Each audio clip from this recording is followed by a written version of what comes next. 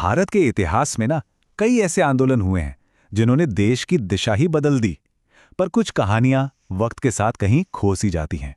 तो आज हम 1920 के दशक की एक ऐसी ही भूली बिसरी लेकिन बहुत ही दमदार कहानी को जानेंगे, बेगू किसान आंदोलन। चलिए देखते हैं कि कैसे कुछ किसानों ने मिलकर एक पूरी रियासत को चुनौती दे डाली थी। कभी सोचा है कोई आंदोलन जन्म कैसे लेता है?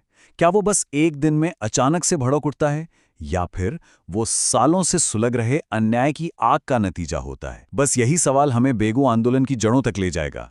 हम देखेंगे कि कैसे एक छोटी सी चिंगारी ने एक बड़े विद्रोह की आग जला दी थी। तो हमारी कहानी का पहला पड़ाव है प्रेरणा की वो चिंगारी। आखिर बेगू के किसानों को बगावत करने की हिम्मत मिली कहां से? चलिए पता करते हैं। देखिए, बेगू के किसान इस लड़ाई में अकेले नहीं थे। उन्हें प्रेरणा मिली थी अपने पड़ोस में चल रहे मशहूर बिजोलिया आंदोलन से। उन्होंने अपनी आंखों से देखा कि अगर सब एकजुट होकर अपनी आवाज उठाएं तो बदलाव लाया जा सकता है। बस उम्मीद की यही वो किरण थी जिसने उन्हें आगे बढ़ने का जबरदस्त हौसला दिया। तो प्रेरणा तो मिल गई, पर सवाल यह है कि आखिर ये आवाज उठाने की जरूरत ही क्यों पड़ी? ऐसी क्या मुश्किलें थीं जिनका सामना ये किसान हर रोज कर रहे थे? असल में किसानों पर बोझ चारों तरफ से था। सोचिए, एक तो उन पर बेवजह के और बहुत ज्यादा टैक्स लगाए गए थे, ऊपर से लाग बाग जैसे मनमाने सेस वसूले जाते थे। इतना ही काफी नहीं था तो उनसे बैठ बेगार करवाई जाती थी, मतलब बिना किसी मजदूरी के जबरदस्ती काम। इन सामंती जुल्मों ने सच में उनकी कमर तोड़ दी थी और अब पानी सिर से ऊपर जा चुका था। अब देखिए, इतने सारे गुस्से और परेशानी को एक दिशा देने के लिए एक लीडर की जरूरत तो होती ही है। बेगू में ये भूमिका निभाई राम नारायण चौधरी ने। उन्होंने न सिर्फ किसानों को इकट्ठा किया, बल्कि उनकी आवाज को सही जगह तक पहुंचाने और उनके पूरे संघर्ष को लीड करने में एक बहुत बड़ा रोल प्ले किया। और फिर वो ऐतिहासिक दिन आया जब इस आंदोलन ने एक संगठित रूप ले लिया। साल था 1921, जब बेगू के सारे किसान मिनाल के भेरुकुंड में जमा हुए और बस यहीं से उनके विद्रोह की ऑफिशियल शुरुआत हो गई। ये तस्वीर उनकी एकता की ताकत को दिखाती है, जो आने वाले मुश्किल वक्त का एक संकेत भी थी। लेकिन जब भी आवाज उठती है तो उसे दबाने की कोशिश भी होती है।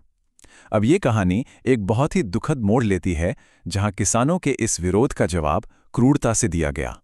तो देखिए हुआ क्या। 1921 में किसानों ने मिलकर आंदोलन शुरू किया, पर ठीक 2 साल बाद 1923 में हालात बहुत ज्यादा बिगड़ गए। सरकार ने इस आंदोलन को कुचलने के लिए हिंसा का रास्ता अपनाया और सेना ने निहत्थे किसानों पर गोलियां चला दी। इस जुल्म के बावजूद किसानों का संघर्ष रुका नहीं और आखिरकार सालों की लड़ाई के बाद 1925 में जाकर एक समझौता हुआ। हर संघर्ष की एक कीमत होती है। 1923 की उस गोलीबारी में 2 किसान नेता रूपाजी और कृपाजी धाकर शहीद हो गए। उनका बलिदान हमें हमेशा याद दिलाता है कि इस आंदोलन के लिए लोगों ने कितनी बड़ी कीमत चुकाई थी। वैसे समाधान का रास्ता बिल्कुल भी आसान नहीं था। बीच का रास्ता निकालने के लिए एक शुरुआती कोशिश हुई थी, लेकिन अधिकारियों ने उसे ठुकरा दिया और इसके बाद तो आंदोलन को और भी बेरहमी से कुचलने की कोशिश की गई।